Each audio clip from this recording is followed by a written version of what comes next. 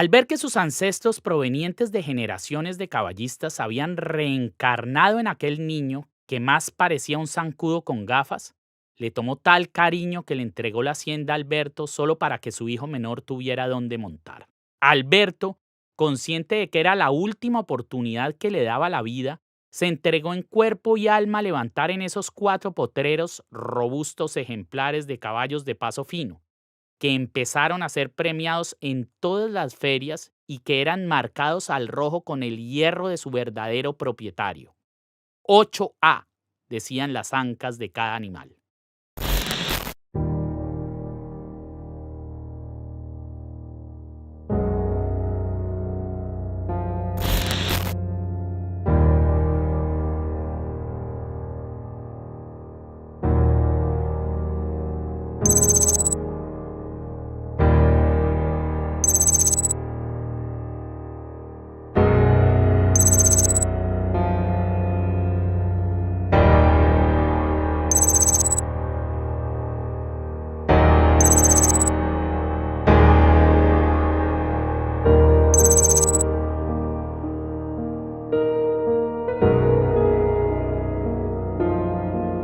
Las ecuaciones de la existencia son exactamente las mismas en toda América Latina.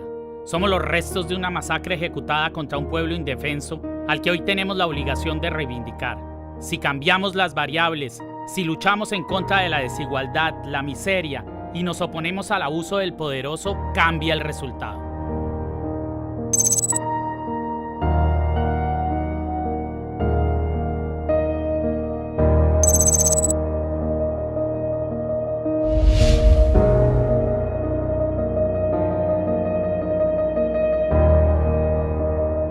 El 8 de febrero viajaba en el bus de la empresa peruana San Luis, que de Cusco me llevaría a Puno, población cercana a la frontera con Bolivia donde quería filmar el Titicaca peruano. Pasadas las 10 de la noche el timón no le alcanzó al chofer, quien llevando el acelerador a fondo no pudo evitar el impacto contra un camión parqueado a la vera de la carretera.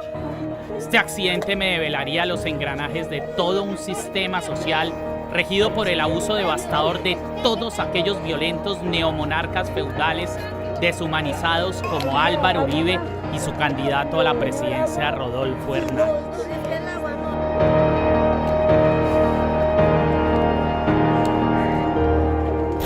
Discretamente, Uribe ha llamado amigos para que reciban a Rodolfo Hernández y se tomen fotos con él, olvidando o atenuando sus salidas en falso del pasado. No, es que se confundió, él no quería decir Hitler. Hombre, es que el concejal lo provocó y por eso tuvo que darle su manazo. Lo de amenazar con darle un tiro a alguien era en sentido figurado. En fin, hay pastores y hay ovejas de varios rebaños que están tratando de lavar en agua lustral a Hernández por encargo de Uribe, con la ilusión de que el exalcalde sea finalmente el gallo de la derecha para darle la pelea al candidato Gustavo Petro. No es muy clara la procedencia de la fortuna del viejo Hernández. Tampoco se sabe bien de cuánto estamos hablando. Lo cierto es que supera con creces esos 100 millones de dólares que tiene sobre la mesa para mostrarle a la Administración de Impuestos Nacionales. Porque yo creo que la gente tiene que saber, el alcalde, de dónde provienen sus recursos, cuánto tiene, si viene a hacer negocios, si se va a robar el presupuesto público, qué es lo que va a hacer. Pues le digo de frente, 100 millones de dólares. No son suposiciones. Si tras el torcido de Vitalogic, el caso que ya lo tiene a las puertas del juicio oral, su esposa salió corriendo a Miami a regalarse 2 escandalosas mansiones con el adelanto precisamente de los 100 millones de dólares que recibió de coima. Socorro Oliveros de Hernández. Cuestión Pública sacó a la luz que Oliveros compró 2 propiedades entre 2016 y 2017 por un total cercano al $1 millón en la Florida, Estados Unidos. Y que la compra de estos inmuebles se dio una semana después de que su hijo Luis Carlos y otros socios pactaran el cobro de la comisión del consorcio Vitalogic. ¿Cuánto más no se habrá robado este magnate de la construcción, el sector preferido por la mafia para limpiar sus activos? ¿Cuánto no le aparecerá si un fiscal diligente le esculca bien la contabilidad a este añoso empresario que puso a su esposa y a sus hijos a lavar dólares a gestionar sobornos y a recibir coimas multimillonarias? El Estado es facilísimo robarlo, nunca me he prestado. Su principal verdugo parece ser su propio hijo, Luis Carlos Hernández, quien según estos chats en poder de Noticias Caracol, manejaba presuntamente los hilos del poder para direccionar contratos a cambio de comisiones.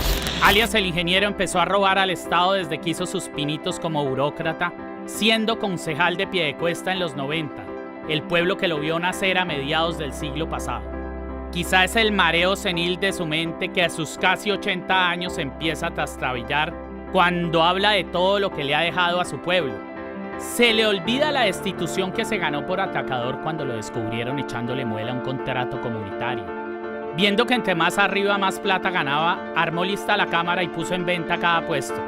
El criminal Edgar El Pote Gómez le dio 400 millones de pesos por encabezarla y ahí es donde empezamos a ver a Rodolfo salpicado en sangre y cocaína, pues al entregarle las riendas de su proyecto político al Pote, se estaba asociando con el íntimo amigo de Álvaro Uribe, el cruel y despiadado paramilitar, el Tuerto Gil. La Fiscalía sostuvo que el ex senador Luis Alberto Gil se encuentra vinculado a un proceso por tráfico de estupefacientes. A las filas de Hernández llegaron Sergio Araujo, agente comercial y manager político desde sus buenos tiempos de Jorge 40 y Salvatore Mancuso. Los despojadores y parapolíticos José Félix Laforí y su esposa María Fernanda Cabal. Pacho Santos, el gestor del bloque capital de las autodefensas. La plana mayor de la oficina de Envigado representada por el Matarife y alias Pico. También llegó a tocarle el hombro el fantasma del Ñeñe Hernández y las mafias costeñas, con el guiño de los Char, que a su vez viene siendo lo mismo que haber sido ungido y bendecido por Kiko Gómez y Marquitos Figueroa. Y detrás de esta cuadrilla de bandidos, de últimos en la cola, llegaron abnegados y obedientes como si fueran yonkis heroinómanos que en las venas necesitaban sentir pulsiones de poder. Jorge Enrique Robledo, eternamente resentido con Gustavo Petro, desde que le metió a la cárcel a su gran amigo Samuel Moreno, y los hermanos Galán, que por un par de embajadas le vendieron la memoria de su padre a la mismísima maquinaria genocida que lo asesinó. Pero los países de Chile no tienen torces con la mano. La palabra por ahí me da un más. Y esa habla matado el uno volando. Ese es el hermano del Galán de embajador, el primo de cónsul, el sobrino de viceministro, y el otro asesor del gobernador. Ay, está una partida muy mal manejado. El uno se debe manejar por Gavillo y el otro se debe manejar por ¿Se dan cuenta de lo que arrastra este personaje que parece una caricatura? A alias el ingeniero, el fiscal general Francisco Barbosa, otro de los limpiabotas del Matarife, le acaba de frenar en seco el proceso de Vitalogic, que ya tenía audiencia programada para dentro de unos días, con documentos, audios, interceptaciones y testigos que lo van a contar todo. El juez que con estas pruebas no lo condene está prevaricando. Este proceso, que es uno más de los más de 50 expedientes que le están ladrando detrás, son la respuesta al interrogante que me surgió apenas lo vi parado en el ring junto a los otros candidatos. ¿Por qué va a querer un viejo multimillonario a los 80 años meterse de presidente? Hoy no me cabe ninguna duda que Rodolfo Hernández no quiere ser presidente. A lo único que aspira es a adueñarse de ese fuero que como dignatario lo salva de entrar a la cárcel. Él seguramente se fue con esa idea. Yo pienso que le apostó a la presidencia de la República pensando que iba a quedar impune, pero la cosa le va a salir mal. Yo creo que, para utilizar aquí una frase muy coloquial, un dicho muy coloquial en Colombia, al tipo le va a salir el tiro por la culata. Este tiranillo de escritorio fue agarrado infidente por un micrófono mientras le exigía a una empleada la ejecución de un fraude procesal, amenazándola y dejando en claro el místico significado que para él tiene la ley. Ingeniero, me lo pasa por escrito, por favor. haga la nota y yo se usted es complicada, hijo de puta. Uy. Sí, porque ingeniero, es que esa es la parte legal, esa es la parte legal que hay que explicarlo. Eso no importa que sea legal o ilegal. A mí sí me importa, a mí sí me importa. Nada, cero, póngale Manolo. No, ingeniero, toca que me lo autorice por escrito. Hágame el favor, jurídica, y no hay ningún inconveniente. No, ¿en dónde dice que no se puede? En la ley lo impide bueno, me dice el culo con esa ley. En este caso, el ingeniero se topó con una funcionaria decente. Ahora, los invito a abrir las ventanas de su imaginación. ¿Se lo imaginan de presidente? ¿Se imaginan lo que podría pasar si es a Zapatero, el general que mandó a matar cientos de jóvenes este 2021, a quien le pide que use el mismo papel higiénico? Hernández sabe que va a llegar a disciplinar la sociedad al estilo Matarife y por eso ya le cantó al pueblo el estado de conmoción interior que le permite hacer lo que sea y con quien sea. De su boca salió la explicación, alias el ingeniero necesita facultades más sólidas y ágiles para ejercer su mandato. Es decir, requiere ponerle un bozal a la ley para desaforar sus instintos criminales. Necesita llegar a pegarle su tiro por malparidos a los jóvenes inconformes, a los periodistas con criterio, a los políticos decentes y a los líderes sociales comprometidos sin que nadie lo incomode. ¡Jueputa, le pego su tiro, malparido!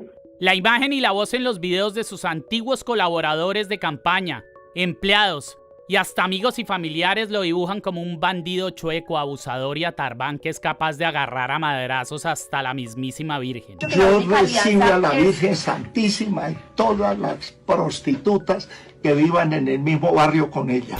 Las noticias sobre sus desfalcos y fraudes circulan irrefrenables en las redes. Los periodistas engrasados por el régimen lo sacan a pasear entre risas y sonrisas en las pocas entrevistas que le dejan dar sus asesores y como para la segunda vuelta no asiste a los debates con Gustavo Petro, no ha habido cómo confrontarlo con las miserias que carga su conciencia. Ese es Rodolfo Hernández, el que llegó a ufanarse de no haberle pagado el rescate a su hija que le secuestró y le asesinó la guerrilla. Mi mamá me dijo, no pague, vamos a ver qué pasa. Y la mataron. ¿Y se arrepiente, ingeniero? ¿Usted se arrepiente de no haber pagado y su familia en esa reunión se arrepienten de no haber pagado ese rescate? Por un lado sí, y con mucho dolor. Y por el otro lado no, porque si hubiéramos pagado, cogen a Socorro, a mi esposa. Esa misma tragedia que para una persona sana sería intocable, ha sido hábilmente utilizada por este sociópata que ofreció la foto de su hija para una entrevista en la que esta vez apretó el semblante compungido, mostrándose como un anciano desvalido y victimizado por la pregunta de la periodista. Hernández llega a su clímax teatral en la entrevista que le da a la cadena CNN, cuando desplegando aquella dramaturgia propia de la sociopatía política, quiebra la voz actuando un llanto seco y sin lágrimas. Rodolfo gime pero no llora, el histrionismo no le alcanza para tanto.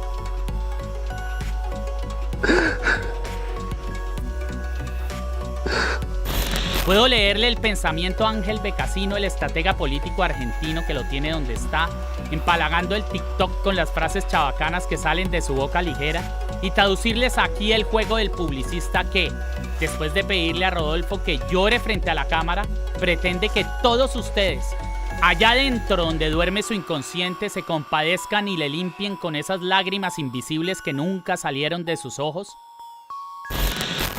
En un comunicado reciente usted dice que los grupos armados responsables de la desaparición no volvieron a entregar pruebas de supervivencia, lo cual indica que su familia las recibió en algún momento. ¿Cuáles fueron esas pruebas? ¿Por qué nunca las ha dado a conocer? ¿Por qué nunca ha exigido justicia por la muerte de su hija? Señor Rodolfo Hernández, no contar la verdad cuando se tiene el deber de hacerlo es mentir. Los torcidos, los robos al erario, su fortuna mala vida, sus estafas a las familias más pobres, sus relaciones con la narcoparainstitucionalidad y el clan criminal en que convirtió a su propia familia. No sabemos quién las secuestró porque ya van 4 versiones diferentes que da Rodolfo Hernández de quiénes fueron las guerrillas que la secuestraron. Tenemos que esa hija tiene propiedades, que tiene una cédula activa, y estamos en este momento ante un candidato presidencial que lleva todos estos años sin haber denunciado o haber perseguido judicialmente pues el secuestro de su hija. Primero, se dijo que la había secuestrado el EPL, después se dijo que había sido las FARC, después que fue el Ejército de Liberación Nacional, y ahora hace unos 2 días dijo que eran grupos armados indeterminados, que ella sigue viva en relación desde el punto de vista jurídico, tiene la cédula vigente, tiene el lugar de votación asignado para estas elecciones y para las elecciones pasadas, tiene bienes a su haber, como un apartamento en Bucaramanga. Los familiares dicen que ella declara renta. Pasamos digamos, a la indignación, primero de la solidaridad, porque estuvimos llorando en el canal RCN, pero ahora esto ha generado mucha indignación, porque al darse cuenta que él está utilizando políticamente el tema de su hija, que está incurriendo en mentiras, en contradicciones para explicar el secuestro, que eso no aclara absolutamente nada lo que él ha dicho. Colombia debe saber que votar por él es votarle a la misma masacradera que no hemos parado de vivir desde que el Matarife le agarró las riendas a nuestra historia. Votar por él es votarle al aro, a la granja y al salado.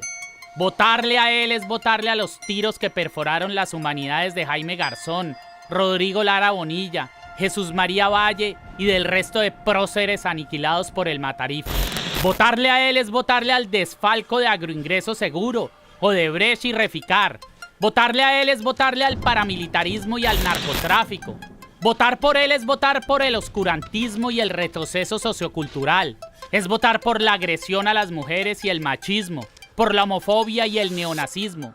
Votarle a él es votarle a la desigualdad, a la falta de oportunidades y a la extrema pobreza entre un mar de ostentosas riquezas. Votarle a Hernández, en conclusión, es votarle a la muerte y enterrar la vida. En él están explícitas y evidentes las variables. Las mismas que se aplican en Colombia son las del Perú y las del resto de la América Latina. Aquellas que edifica e implanta en la sociedad una élite descompuesta, que son las que hay que tener muy en cuenta para descifrar el resultado. Aquel que arrojó el accidente de aquella noche cuando el bus a máxima velocidad se tragó el camión parqueado en la carretera.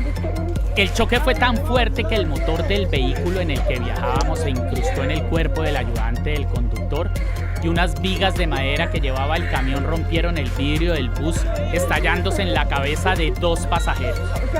Aquella noche llegaron los forenses a hacer el levantamiento. Pude hablar con alguno de ellos que me dijo que el conductor del bus no estaba entre los muertos.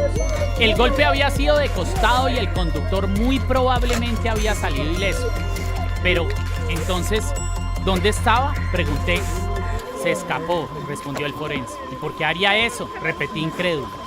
Para evitar la prueba de aliento, me respondió. Y entonces fue cuando me enteré de una práctica común entre los transportadores peruanos, que para aguantar las largas jornadas y los horarios de llegada a destino que les exigen las empresas, además de verse obligados a sofocar el acelerador, también se estimulan con una mezcla de pisco, mate y coca que les quita el sueño, pero les aliviana los sentidos.